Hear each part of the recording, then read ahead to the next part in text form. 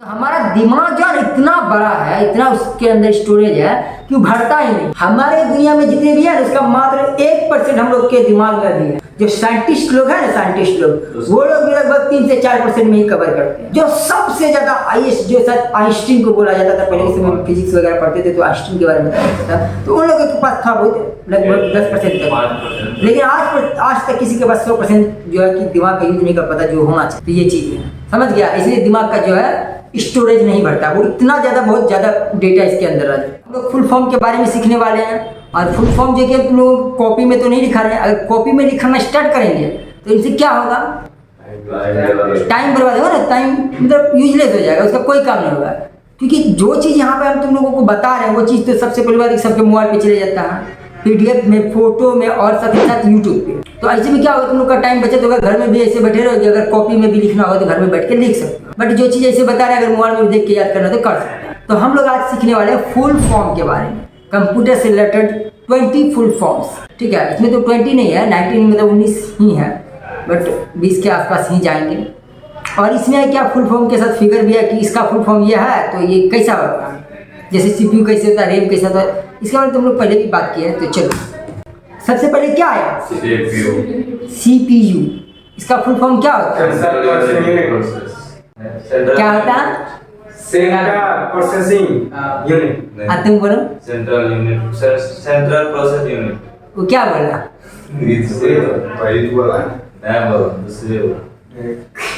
पूछो क्या बोला, बोलो। इसी से हेजिटेशन गायब होगा। जब हम कुछ बोलते हैं ना, नहीं बोल पाने का सबसे बड़ा रीजन है कि कभी हम बोलना ही नहीं चाहते। नहीं, सेंट्रल प्रोसेसिंग यूनिट यही होता है। देखो यहाँ पे क्या है, सेंट्रल प्रोसेसिंग यूनिट। हम सही, ठीक है, दोनों सही है। अच्छा चलो अब इधर ध्यान दो, कैसा होता है ये, इस टाइप का होता है। समझ में आ रहा, किसी को कोई प्रॉब्लम नहीं। नेक्स्ट है क्या, रैम का फुल फॉर्म क्या होता है, रैंडम एक्सेस मेमोरी। बहुत अच्छी बात, ये होता है रैंडम एक्सेस मेमोरी। ये दिखने में कैसा होता है, तो ये इस टाइप का होता है देखने में। अब बताओ, हम लोग मोबाइल में भी रैम का इस्तेमाल करते हैं ना, और कंप्यूटर में भी रैम का इस्तेमाल करते हैं। तो ये रैम का क्या यूज है, रैम का क्या, देखो हम ये नहीं पूछ रहे कि तुम लोग थियोरेटिकल भाषा में जवाब दो। हम ये चाहते हैं कि हमारे साथ जो होता है, जैसे अभी हम बोले ना कि हम घर से यहाँ पे आ रहे हैं पढ़ाई करने के लिए, तो यहाँ आ रहे हैं तो हम साइकिल से आ रहे हैं, तो साइकिल का यहाँ पे क्या यूज है, चलने के, ताकि हम पैदल नहीं चल पाएंगे, साइकिल से जाएंगे तो जल्दी पहुंच जाएंगे। या अगर हम ऑटो से आते हैं तो क्या होगा, हमें पैदल नहीं चलना होगा, साइकिल से नहीं चलना होगा, हम ऑटो से जल्दी पहुंच जाएंगे, कहीं वो हमारे टाइम को बचत कर रहा है और उसका यही यूज है कि वो हमें जल्दी पहुंचा रहा है। तो हर एक चीज़ का कहीं ना कहीं अच्छे से यूज होता होगा, तो वही चीज़ बताना। चलो बताओ कोई रैम के बारे में बताओ कि रैम का क्या यूज है। क्योंकि देखो हर कोई मोबाइल में इस्तेमाल करता है, हमें चाहिए 4 GB रैम। आजकल तो 4 कोई नहीं खोजता, हमें 8 GB रैम चाहिए। क्यों चाहिए रैम, आखिर इसका यूज क्या होता है। देखो जो डेटा को स्टोर करता है वो तो मेमोरी हो गया, हार्ड ड्राइव हो गया, ये सब डेटा को स्टोर करता है। बट यहाँ पे जो रैम है उसका यूज नहीं होता कि वो डेटा को स्टोर कर पाए। तो यहाँ पे रैम का एक्चुअल में यूज क्या है, देखो रैम का यूज क्या होता है, सिंपल। देखो हम बोले कि थियोरेटिकल भाषा में किसी को नहीं सीखना, सिंपल भाषा में समझना है कि एक्चुअल में रैम का क्या यूज है। फुल फॉर्म होता है रैंडम एक्सेस मेमोरी। देखने में देख लो किस टाइप का ये मेमोरी होता है, जिसे नाम से रैंडम एक्सेस, कहीं कहीं ये रैंडम तरीके से एक्सेस कर एक प्रकार का मेमोरी है। तो पहले के टाइम में क्या होता था कि 3 GB और 32 GB ऐसे आता था, तो 3 GB रैम आता था। तो जब हम उनमें ज़्यादातर एप्लीकेशन को डाउनलोड करते थे तो इससे हमारा मोबाइल हैंग करने लगता। तो कहीं ना कहीं वो एप्लीकेशन को स्टोर करने वाला एक रैम है। बहुत सारे एप्लीकेशन जो भी करंट टाइम में वर्क हो रहा है वो किसके ऊपर होता है, रैम के ऊपर वर्क होता है। तो यहाँ पे वो ऐसी चीज़ जो करंट टाइम में वर्क हो रहा हो, या उनमें हम बहुत सारे एप्लीकेशन को डाउनलोड करके रखते हैं, तो ये सभी किसके ऊपर काम करता है, रैम के ऊपर। लेकिन अगर यहीं पे हम बोले कि वीडियो, ऑडियो, इन सभी को डाउनलोड करके डेटा स्टोर करके रखना, वो अलग चीज़ हो गया। वो कहाँ पे होता है, वो मेमोरी में होता है, राइट। तो मेमोरी अलग चीज़ हो गई, क्योंकि मेमोरी 4-8 GB का नहीं होता, 32 GB 64 GB, पहले भी 2-4 होता था, बट अभी के डेट में वो तो 64 GB से ऊपर ही सभी चाहता है कि मेरे मोबाइल में रहे। तो रैम का प्रॉपर यूज यही है। जैसे देखो कभी देखो जब कोई बहुत अच्छा गेम, जैसे PUBG ले लो, अगर PUBG जो 3 GB रैम है उनमें अगर हम PUBG खेलते हैं तो क्या वो PUBG चल पाएगा, नहीं, मोबाइल हैंग करने लगेगा। क्यों, क्योंकि उसका क्षमता ही नहीं है कि वो इतना बड़ा PUBG को वो लोड ले पाए। और हम लोग जब भी कोई काम करते हैं कंप्यूटर के ऊपर, जैसे हम अभी पेंट को ओपन किए, डेस्कटॉप पे कोई काम कर रहे हैं या डेस्कटॉप पे जो भी वहाँ पे स्टोर है, मतलब होता है ना फोटो कोई सेव करके रखे हो, या डेस्कटॉप पे हम कोई फाइल्स को ओपन किए हैं, तो ये सब किसके ऊपर वर्क होता है? रैम के ऊपर वर्क होता है। जब हम इसे सेव करके स्टोर कर देते हैं तो वो डेटा किसके ऊपर हो जाता है? वो मेमोरी के ऊपर, हार्ड ड्राइव में चले जाता है। लेकिन जब हम करंट टाइम में वर्क करें तो किसके ऊपर हो रहा है? रैम के ऊपर। जैसे हम फोटोशॉप को ऑन कर लिए, फोटो बना रहे हैं, पेंट को ओपन करके ड्राइंग कर रहे हैं, ये सभी रैम के ऊपर काम करते हैं। तो रैम में क्या होता है, अगर वो लाइन चले जाए तो डेटा वहाँ से नष्ट हो जाता है। ठीक है, रैम में इसके बारे में हम लोग आगे पढ़ेंगे, फिलहाल हम यहाँ पे ये समझते हैं।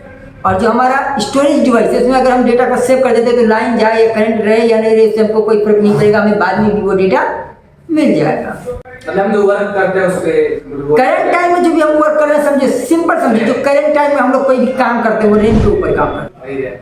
और अगर जैसे मेरा रैम का साइज है, जैसे मान लो मेरे कंप्यूटर में रैम 4 GB है और हम इनमें बहुत बड़े बड़े एप्लीकेशन को हम यूज कर रहे हैं, तो हमारा कंप्यूटर क्या होगा? हैंग करेगा, क्योंकि उसका क्षमता ही नहीं ले पा रहा है कि वो लोड ले पाए।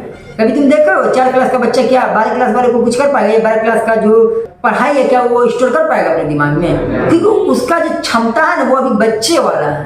तो सेम ऐसे काम जिसका जितना क्षमता रहेगा, हाँ, जिसका जितना 4 GB रैम होगा तो 4 GB क्षमता, 8 GB रैम रहा तो 8 GB क्षमता। आजकल तो देखते हो बड़े बड़े कंप्यूटर में 16 GB 32 GB ऐसे लगा कर रखता है, तब जाके बढ़ता है। सब मेमोरी भर जाता है, दिमाग का मेमोरी का नहीं भरता। देखो दिमाग का मेमोरी भी बढ़ता है, ठीक है, लेकिन दिमाग की मेमोरी क्यों नहीं बढ़ता है?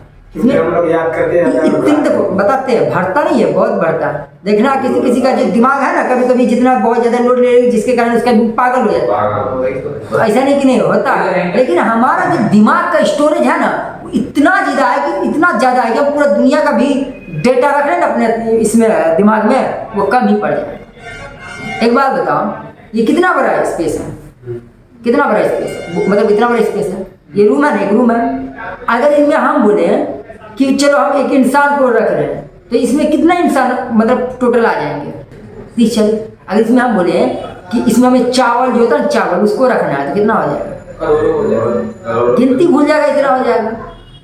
एक के बराबर करोड़। गिनती भूल जाएगा ना, सुनो गिनती भूल जाएगा ना, कितना होगा? सोचो कितना ज्यादा हम धर रहे फिर भी वो भर नहीं रहा। हम करोड़ों यहाँ पे 30-40 स्टूडेंट में भर आ जाए कि हम करोड़ों चावल धर रहे हैं तो वो नहीं भर रहा। क्यों? साइज छोटा है। तो हमारा दिमाग जो है इतना बड़ा है, इतना उसके अंदर स्टोरेज है कि वो भरता ही नहीं है। हमारे दुनिया में जितने भी है उसका मात्र 1% हम लोग के दिमाग में भी है। 100% में से 1% हमारे दिमाग में कवर चल रहा है, मतलब स्टोरेज करके रखे हैं और हमारा दिमाग काम करता है। जो साइंटिस्ट लोग हैं ना, साइंटिस्ट लोग वो लोग लगभग 3 से 4% में ही कवर करते हैं। जो सबसे ज्यादा हाईएस्ट, जो शायद आइंस्टीन को बोला जाता था पहले के समय में, फिजिक्स वगैरह पढ़ते थे तो आइंस्टीन के बारे में बताया था, तो उन लोगों के पास था बहुत लगभग 10% तक। लेकिन आज तक किसी के पास 100% जो है कि दिमाग का यूज नहीं कर पाता जो होना चाहिए। तो ये चीज़ है, समझ गया? इसलिए दिमाग का जो है स्टोरेज नहीं बढ़ता, वो इतना ज़्यादा बहुत ज़्यादा डेटा इसके अंदर आ जाता है। ये क्या है? रोम। इसका फुल फॉर्म क्या होता है? Read only memory. देखो रीड ओनली मेमोरी क्या बोल रहा है यहाँ पे? क्या बोल रहा है? देखो ये होता है रोम, रीड ओनली मेमोरी। रीड का मतलब क्या होता है? पढ़ना।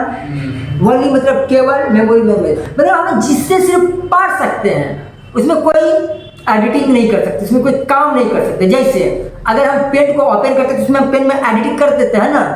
तुम पहले से कोई चीज सेव करके रखा, फिर पेन में से दोबारा ओपन करके एडिट करता है ना, अगर कुछ नहीं बना तो उसको बना देता है। तो कहीं कहीं हम रोम में क्या होता है, उसमें रीड एंड राइट दोनों कर सकते थे, पढ़ भी सकते थे, लिख भी सकते थे, उसको एडिट भी कर सकते थे। लेकिन रोम में क्या है? सिर्फ हम पढ़ सकते हैं, उसे एडिट नहीं कर सकते, और ये बायो सिस्टम में लगा रहता है। तो ऐसे मेमोरी जिसमें हम सिर्फ पढ़ सकते हैं। देखो 2 क्वेश्चन यहाँ पे तुम लोगों को कंपटीशन क्लास में आ सकते हैं, एक रोम एक रैम। ये तो फुल फॉर्म है जो कि बहुत ज्यादा आते हैं। और दूसरा ऑप्शन में बोले ये कि जो रीड एंड राइट किस में होता है, ये ऑप्शन दे देगा रैम, रोम, सीपीयू या हार्ड डिस्क। तो रीड एंड राइट किस में होता है? नहीं, रीड एंड राइट किस में होता है? रैम में। अभी हम क्या बोले कि जिसमें हम एडिटिंग वगैरह सब कर सकते हैं। अगर कोई फाइल को हम सेव करके रखें उसको दोबारा से एडिट कर सकते हैं, तो वो रैम हो गया। रीड एंड राइट मतलब पढ़ भी रहे हैं और लिख भी रहे हैं। लेकिन रोम में क्या बोला? रोम का फुल फॉर्म से क्या पता चल रहा? रीड ओनली मेमोरी, मतलब सिर्फ आप रीड कर मतलब पढ़ सकते, क्या उसे एडिट कर पाएंगे? नहीं। तो ये हो गया रोम। तो देखो नाम से पता चल रहा है किसी को कोई डाउट तो ये क्वेश्चन कंपटीशन में आ सकते हैं, तो इस पर ध्यान देना। ये क्या है? पीसी। इसका फुल फॉर्म क्या होता है? Personal computer. क्या होता है? ऐसे तो पर्सनल कंप्यूटर जो कि हम पर्सनली यूज करते हैं। जैसे आपका पर्सनल हाँ, जैसे मेरा पर्सनल कंप्यूटर, ये भी मेरा पर्सनल कंप्यूटर, हम घर से लेके चले जाते हैं, कहीं भी लेके चले जाते हैं। मान लो तुम्हारा पढ़ने के लिए तुम्हारे पास एक कंप्यूटर है, तो वो पर्सनल कंप्यूटर हो गया। जिस दिन तुम लेके आई थी तो वो पर्सनल कंप्यूटर हो गया। पीसी मतलब पर्सनल कंप्यूटर जो हम लोग खुद यूज करते हैं। ये क्या है? लैन। इसके बारे में तो सभी को पता होगा, लोकल एरिया नेटवर्क। ऐसे होते हैं ना। इसका क्या यूज है?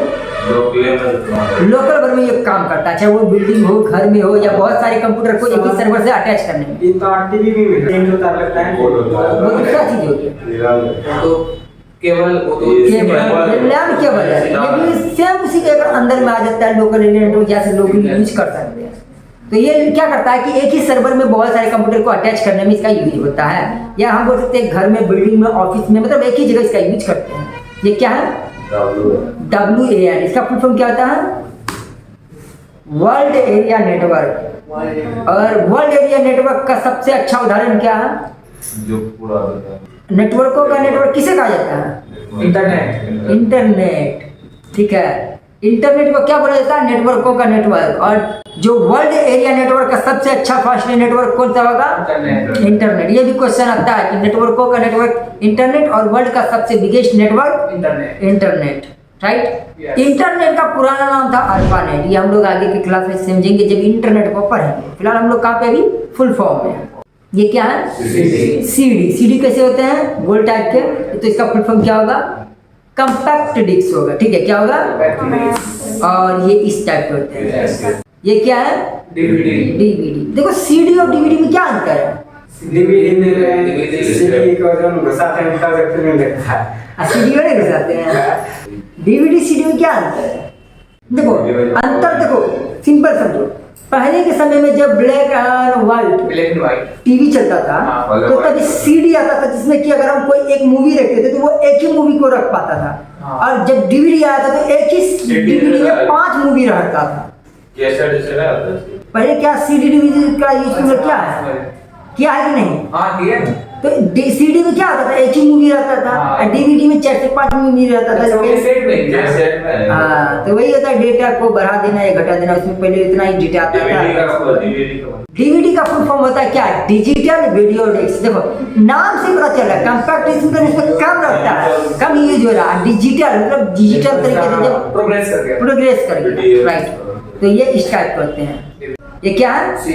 सीयू का full form control unit. Very good. Control unit इसका फुल फॉर्म होता है, इसे याद रखना है। देखो जैसे हम किसी का माइंड कंट्रोल कर लिए, कंप्यूटर में जो होता है ना, सीपीयू का 3 भाग होता है, एक एलयू, सीयू, एमयू। तो सीयू का काम क्या है? कंट्रोल करना। मतलब हम लोग कोई भी चीज करते हैं तो उसको कंट्रोल करता है। किसी को कोई डाउट? नेक्स्ट क्या है? ये क्या है? माउस। एमयू का फुल फॉर्म? एमयू का मेमोरी यूनिट। क्या होता है? किसी को कोई डाउट? ALU इसका फुल फॉर्म क्या होता है? तो ALU का फुल फॉर्म होता है अर्थमेटिक लॉजिक यूनिट। कहने का मतलब हम यहाँ लॉजिक लगा रहे हैं, अपना दिमाग लगा रहे हैं, तर्क लगा रहे हैं। राइट। ये क्या है? HDMI। नहीं, हंसना नहीं, बहुत अच्छे। कोशिश यही रहे कि हम गलत ही बोल रहे हैं, लेकिन हम जाएंगे सही की ओर। गलत बोले तो हमें पता चला गलत बोले, तब ना हम सही बोलेंगे। नहीं तो अब कोई बता ही नहीं रहा तो उसको क्या पता चलेगा कि गलत क्या है सही क्या है? हाँ, हाई डेफिनेशन क्या होता है? मल्टीमीडिया इंटरफेस इसका फुल फॉर्म होता है। और ये इस टाइप के होते हैं। और इसका क्या यूज है? क्या है इसका यूज? इसका यहाँ केवल तो हो सकता है एक कंप्यूटर से दूसरे कंप्यूटर को एक ही जगह कनेक्ट करने के लिए हम इसका यूज करते हैं। इसका फुल फॉर्म क्या है? वीडियोग्राफिक है। बहुत अच्छे, तुम लोगों को बहुत चीज याद भी है। ये इस टाइप का, इसका भी सेम काम है, कंप्यूटर और सीपीयू के बीच अटैचमेंट करने के लिए। तब ना दोनों डिस्प्ले दिखाई देगा हमें। क्या है इसका full form? मॉडर्निंग mode, switch mode, power supply. इसका क्या यूज है? वही पावर का वोल्टेज का बेस आता है, उसको कंट्रोल करें। देखो हम लोग जब कंप्यूटर का यूज करते हैं ना, तो क्या होता है कि अगर डायरेक्ट लाइन के थ्रू करंट डायरेक्ट करंट के थ्रू अगर हम करते हैं डीसी के थ्रू, तो इसमें क्या होगा, हमारा कंप्यूटर अगर मान लो ज़्यादा वोल्टेज आया तो डायोड उड़ जाएगा, इसलिए हम उसको इनडायरेक्ट तरीके से चलाते हैं और हम एक पावर सप्लाई का जरूरत पता कि उसको स्विच मोड कर देता है, मतलब ताकि अगर कोई भी वोल्टेज आए तो हमारे कंप्यूटर पर कोई असर ना पड़े, राइट। क्या है ये यूपीएस, अनइंटरप्रेटेबल पावर सप्लाई। ये क्या करता है, पावर देता है। ये कहाँ पे इसका यूज होता है, जब देखो हम लोग कभी कंप्यूटर पर काम करते हैं, क्या करते हैं, जब लाइन चले जाए तो क्या होगा, बंद हो जाएगा, तो बंद हो जाएगा तो जो भी मेरा डेटा वो नष्ट हो जाएगा। तो इसी चीज से बचने के लिए हम क्या करते हैं, यूपीएस का इस्तेमाल करते हैं, ताकि हम जब कोई काम कर रहे हैं और लाइन चले जाए, क्योंकि हमारे पास इन्वर्टर और नहीं है, तो जहाँ भी कुछ टाइम के लिए जो यूपीएस काम करेगा और हमें इतना टाइम देगा कि हम डेटा को स्टोर कर सके और कुछ लिख भी सके और उसके बाद हम उसे सेव कर सके। तो ये यूपीएस का काम होता है कि करंट जाने के बाद हम यूपीएस का इस्तेमाल करते हैं। बट पहले के डेट में इसका यूज होता था, अभी ना के बराबर मतलब होता है ऐसे लोगों के पास जिन्हें थोड़ा टेक्नोलॉजी के बारे में, मतलब जो पुराने हालत के इंसान हैं, जो पहले के देखो अभी के टाइम दो चीज़ है, एक मॉडर्न हो गया, एक ओल्ड में है। ओल्ड में कौन है, जो पहले के समय में जो कंप्यूटर पढ़ाते थे वो लोग अभी भी उसी लेवल पे चल रहा है। ज़्यादातर तुम कंप्यूटर क्लास में देखना ऐसा ही सिस्टम बना रहेगा, यूपीएस रहेगा, सीपीयू रहेगा, मॉनिटर रहेगा, कीबोर्ड माउस रहेगा। उन्होंने टेक्नोलॉजी के साथ जैसे अपडेट होते गया, वो उन्होंने अपडेट नहीं हुआ, उसे जैसे चलना था वैसे वैसे चलते गया। लेकिन हम लोगों को अपडेट होना चाहिए। अभी देखना ज़्यादातर कंप्यूटर क्लास में भी विंडोज 7 का ही इस्तेमाल किया जाता है, बट क्या ये सही है विंडोज 7 का इस्तेमाल करवाना? इतना ज़्यादा बढ़ चुका है। अभी के डेट में हम देख रहे हैं कोई हमें ऑफिस का बात करें 2007 पर आता है या 2019 से ऊपर आ गया, तो चेंज होना चाहिए।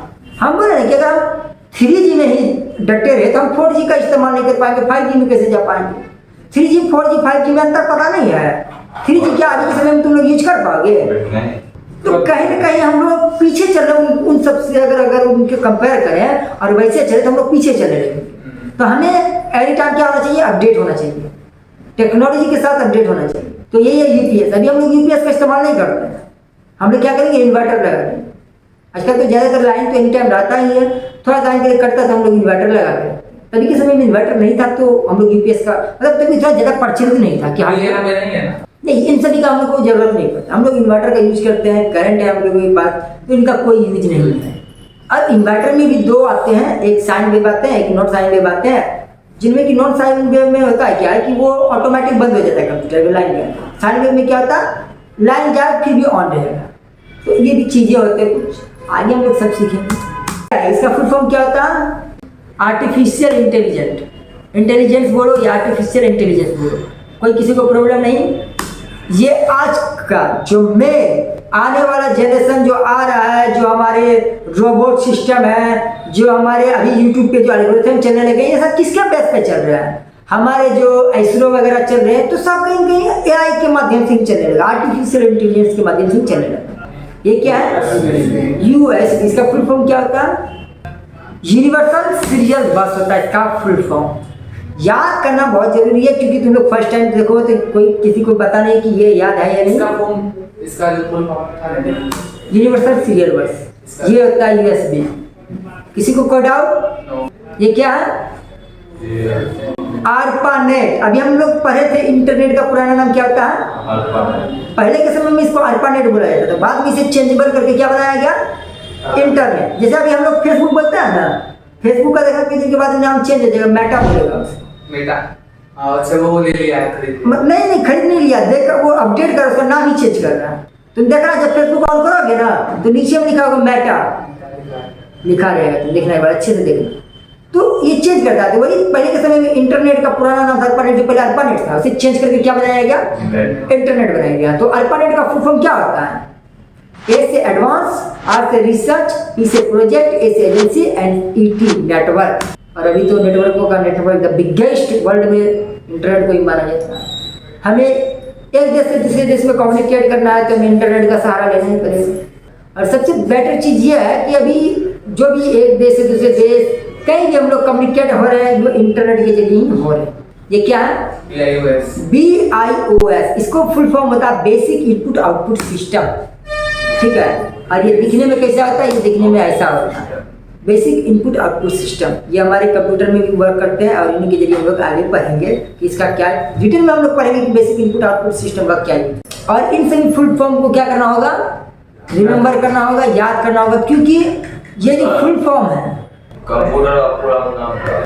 देखो सबसे पहले याद रखें कंप्यूटर का कोई फुल फॉर्म नहीं था, लेकिन वो सब होता है COMPUTER हुआ। C से कमांडिंग, O से ऑपरेट, M से मशीन, U से यूजर, P से पार्टिकुलर, उसके बाद क्या T से टेक्नोलॉजी, E से एजुकेशन, R से रिसर्च। जो कि तुम लोगों को हम कितना बार बता चुके हैं। जो नोट्स तुम लोगों को भेजते हैं, कभी नोट्स उठा के देखता है तुम लोग? एक सेकंड जस्ट वेट। सब चीज़ है तुम लोगों के पास, लेकिन तुम लोग ध्यान नहीं दोगे। देखो यहाँ पे ध्यान दो, ये है ना फुल फॉर्म, देखिएगा तब पता चलेगा, नहीं देखने से कुछ पता नहीं चलता है। Command operated machine, particular user, trade, education, research. अभी हम क्या बोले, कंप्यूटर का कोई फुल फॉर्म नहीं होता, लेकिन हम लोग अपने मन से क्या बना देते हैं। देखो C से कमांड ऑपरेटेड, हम बोलते हैं ऑपरेटर, ऑपरेटर भी होता है। मशीन, मशीन हो गया, पार्टिकुलर हो गया, यूजर, हम बोले यूजर, यहाँ पे यूजर भी होता है, यूज भी होता है। और ट्रेड हम टेक्नोलॉजी बोले, क्योंकि कंप्यूटर टेक्नोलॉजी बेस्ड, ट्रेड भी तकनीकी हो गया, टेक्निकल। और इस एजुकेशन आर से रिसर्च। हाँ बोलो। जैसे यूजर फॉर बोलेंगे, यूज फॉर बोलेंगे या यूजर्स बोलेंगे, नो डाउट, कुछ भी बोलो, इसका कोई फुल फॉर्म हम बोले ना, इसका ये नहीं मतलब कोई बोल सकता है कि ये गलत है, क्योंकि कंप्यूटर देखो इतना बड़ा लेटर है, कंप्यूटर खुद एक फुल फॉर्म है। कंप्यूटर पूरा नाम है, पूरा वर्ड है, ठीक है। कंप्यूटर का देखो शॉर्ट कोई चीज होता है तो उसका फुल फॉर्म बन जाता है। अभी जीवन, हम चाहे तो जीवन का भी फुल फॉर्म खोज के ला सकते हैं, लेकिन है क्या जीवन का फुल फॉर्म? नहीं, बस एक नाम है, ये कॉपी है। मान लो ये क्या है, एक नोटबुक है, नोटबुक है, तो नोटबुक है। अब इसको खोजेंगे NOT का फुल फॉर्म क्या होता है, इसको खोज के लाएंगे तो कुछ ना कुछ बन जाएगा। बन ही जाएगा। अगर हम 3-4 कलर को एक साथ मिक्स करेंगे, कोई ना कोई तो एक नया कलर आएगा ही है, चाहे हमें पता हो या ना, तो वही चीज़ है। अगर हम किसी चीज़ का फुल फॉर्म खोजने निकले तो सबका मिलता है।